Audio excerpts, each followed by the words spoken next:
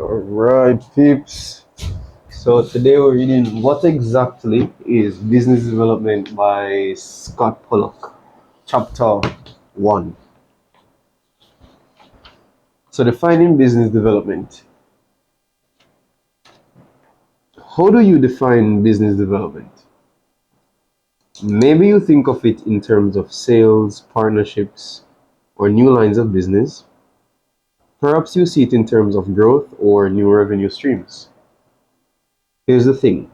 All of those sound correct, depending on the context. Any of them could be an accurate description of a specific business development job. There is no single universally accepted definition. In fact, if you look in almost any dictionary for the term business development, it is literally undefined. That's the challenge with business development. There are many disparate ways to talk about the idea of business development, but no single clearly defined definition that we can all agree on. Unless we're all on the same page on what business development is, how can we have a serious discussion about how to do it better?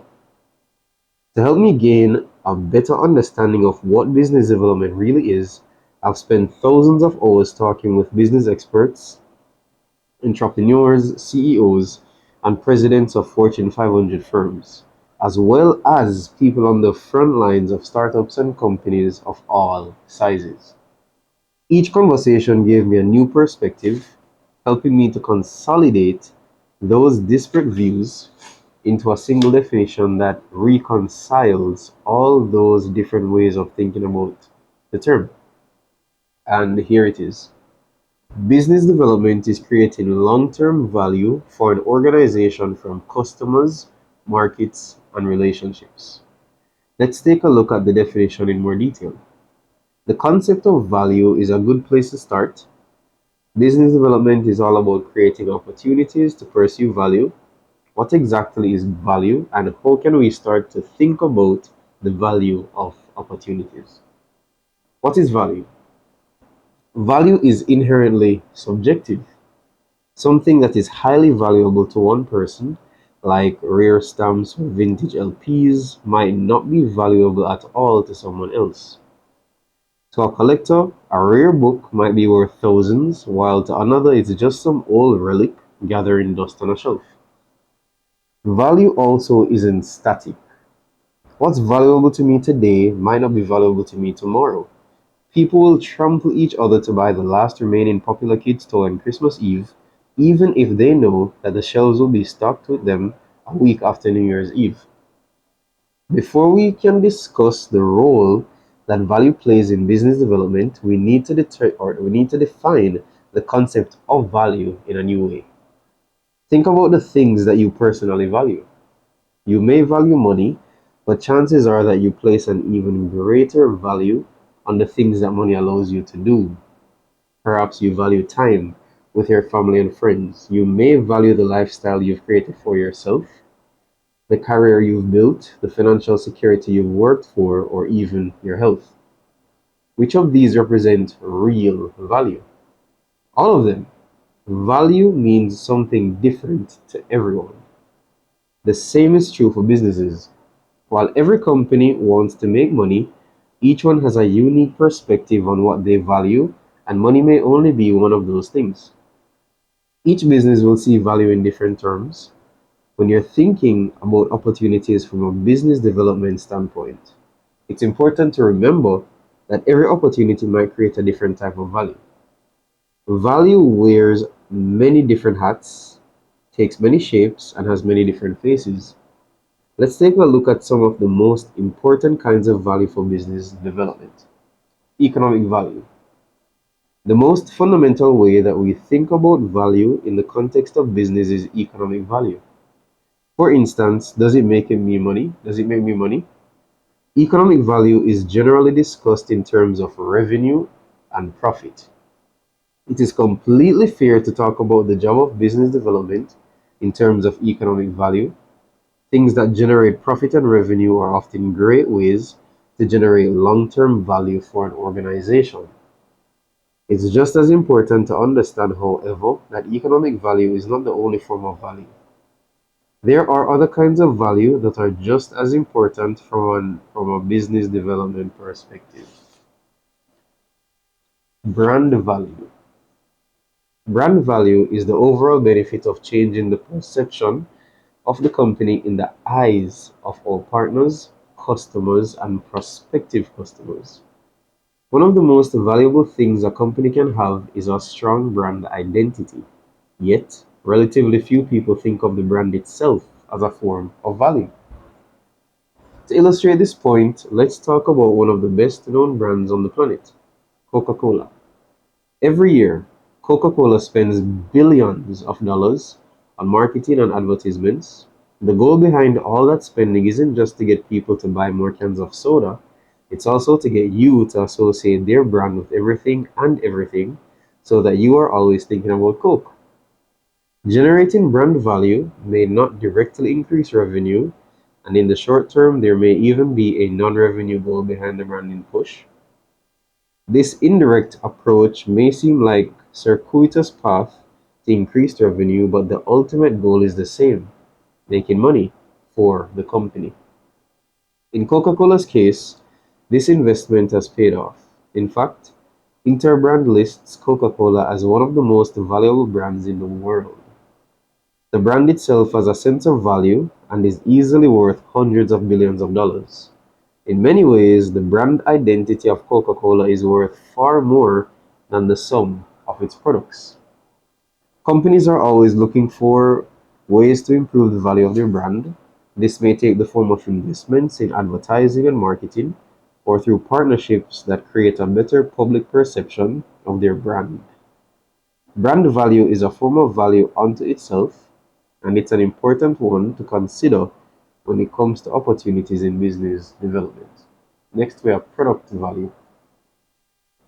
Some kinds of value don't create economic value or brand value, but many increase the intrinsic utility of a product or service.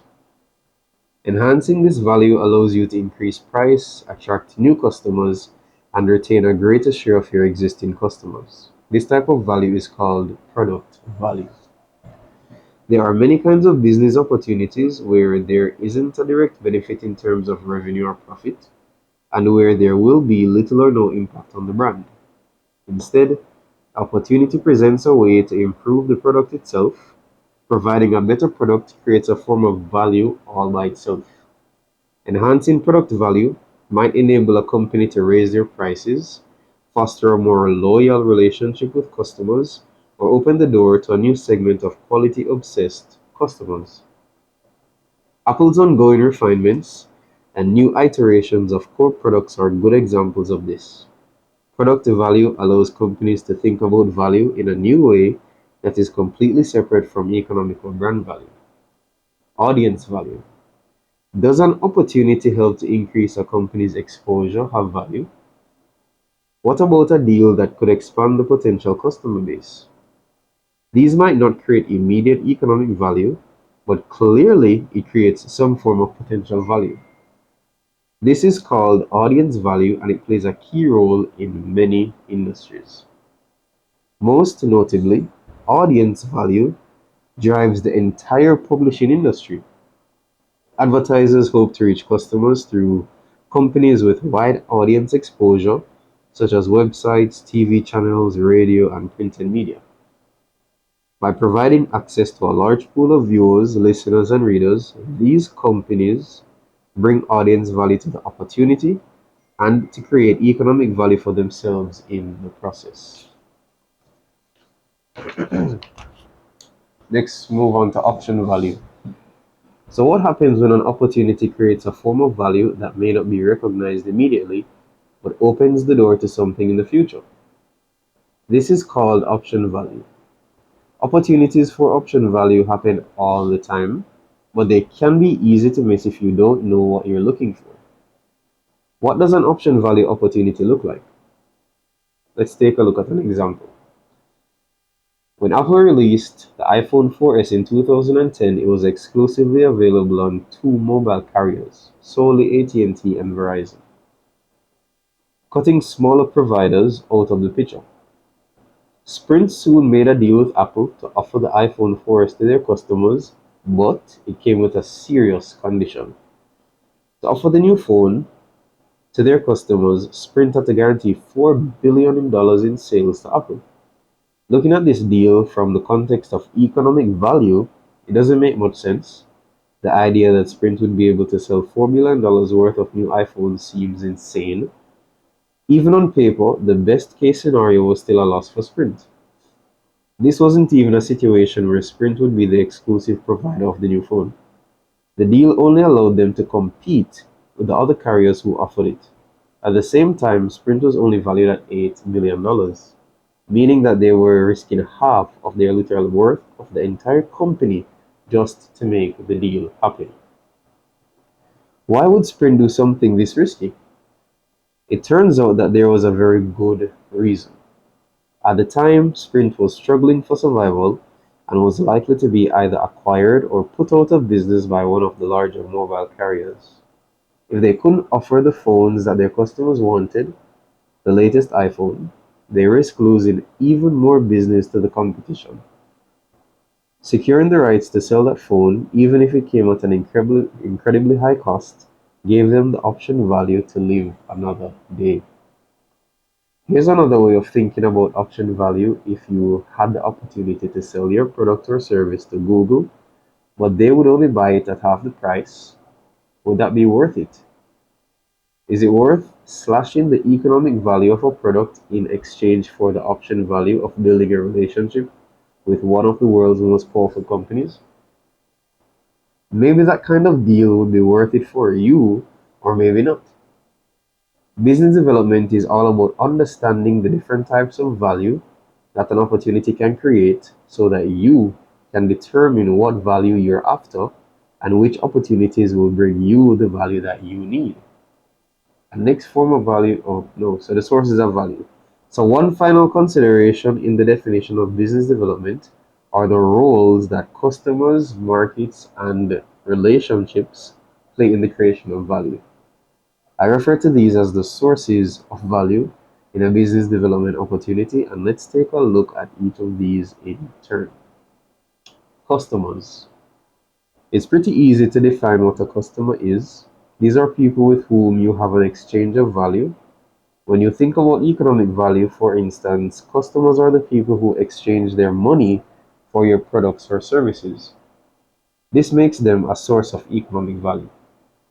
In terms of brand value, on the other hand, the customers are the source of the improved perception of your company. Your customers, and sometimes even your potential customers, ultimately determine the value of your brand. No matter how you define value, customers are a fundamental unit by which value can be measured. An opportunity can be defined by how many customers will be gained, what economic value those customers represent, and what kind of value those customers are looking for. Markets. Markets are where your current and prospective customers live. There are two kinds of markets, and the distinction becomes important when we talk about entering new markets. These markets may overlap, but it's helpful to look at markets from both angles. The first definition looks at a market in terms of its geography. For example, a company that serves customers from a brick and mortar store in the New York market might realize an opportunity to create long-term value by opening up a store in London. Entering into that market, sorry, entering into that market likely means actually going there and setting up shop. The second way to define a market is by the value mindset of the customers. What types of products, services, and value are customers in that market looking for? By providing those customers with the things they value, you are entering that market. Consider the pet owners market. Customers who live in that market are people who own cats, dogs, fish, birds, and other animals. A company like Petco sells to customers who live in the pet owners market. They sell dog food, cat litter, and all the other products and services that create value for customers who live in that market. What is an opportunity that a business development person at Petco might face? They might see an opportunity in another market that seems attractive, While doing demographic research, for example, they may have noticed that a large segment of their customers are pale, red haired guys just like me. These are guys who need sunscreen and big hats for when they go out to the dog park. Perhaps this Petco business development person sees an opportunity to move into the lucrative pale red hair guy market. It doesn't matter where those red haired guys live, it only matters that the products and services on offer match with the needs and values of the red haired guy mindset. Petco might even decide to put out a line of sunscreens that specifically appeal to customers who live in that pale, red haired, freckled, burn up in the sun market, people like me. The world is filled with opportunities to enter all kinds of markets, but not all of these opportunities are worth taking seriously. A big part of the job of business development is understanding which opportunities to move forward with and which to ignore. This means vetting these ideas for their long-term value to the company. And now we move on to relationships. I like to say that relationships are both the heart and the foundation of long-term value. A company's relationships with its customers, partners, employees, and even the press are critical to the pursuit of building long-term value. Having a strong respect for these relationships and understanding how to manage and nurture them provides a foundation upon which value can flow. At the same time, it is important to think of these relationships as the heart of long-term value. A relationship isn't a one-time deal, it's an ongoing connection. Maintaining those relationships, keeping that heart beating, is what allows value to continue flowing over that foundation. Customers, markets, and relationships are the sources of value that drive business development. They also enable the ongoing pursuit of long-term value. But there is another important aspect to business development: people. And this is the end of chapter 1.